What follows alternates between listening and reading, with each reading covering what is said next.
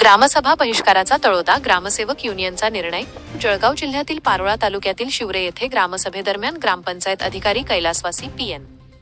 पाटील यांच्यावर वाढलेल्या दबावामुळे झालेल्या दुर्दैवी मृत्यूचा निषेध म्हणून महाराष्ट्र राज्य ग्रामसेवक युनियनच्या तळोदा तालुका शाखेने ग्रामसभांवर बहिष्कार टाकण्याचा निर्णय घेतला आहे.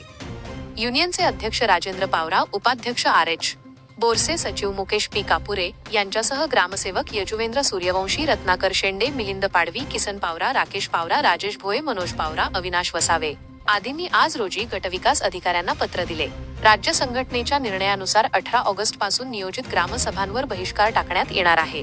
ग्रामसभा घेण्याचा निर्णय सरपंचांनी घेतल्यास ग्रामपंचायत अधिकारी ग्रामसभेचे आयोजन संचालन करणार नाहीत, तसेच उपस्थितही राहणार नाहीत.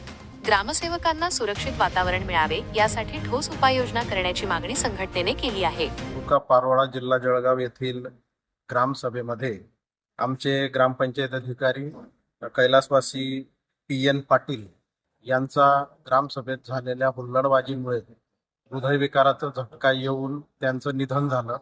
एक चांगला ग्रामसेवकाचा दुर्दैवी अंत ग्रामसभेच्या माध्यमाने झाल्या कारणाने आम्ही संपूर्ण राज्यभरामध्ये प्रत्येक जिल्हा परिषदेला आणि प्रत्येक पंचायत समिती तसंच तालुका प्रशासनाला आज संघटनांच्या वतीने निवेदन दिलेलं आहे.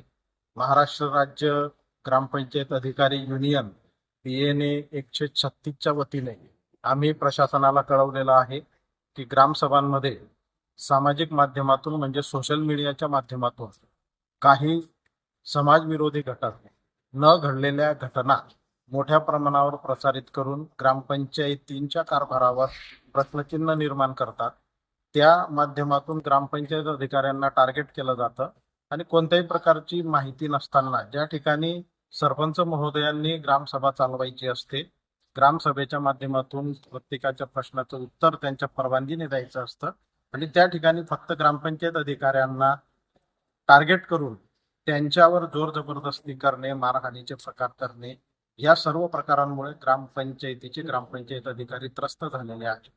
ग्रामसभा हा निव्वळ भांडण करण्याचा अड्डा म्हणून आता सध्या समोर येतो आहे.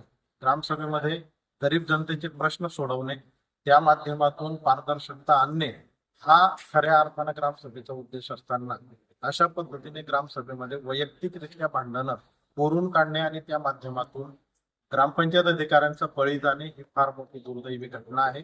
आम्ही या माध्यमातून जोपर्यंत या सर्व आरोपींना अटक होत नाही, योग्य निर्णय शासनाच्या वतीने लागत नाही, तोपर्यंत येणाऱ्या ग्रामसभांवर बहिष्कार टाकत आहोत आणि आम्ही आता कोणत्याही ग्रामसभा यापुढे घेणार नाही जोपर्यंत शासन आमच्या सुरक्षेच्या बाबतीत काही ठोस निर्णय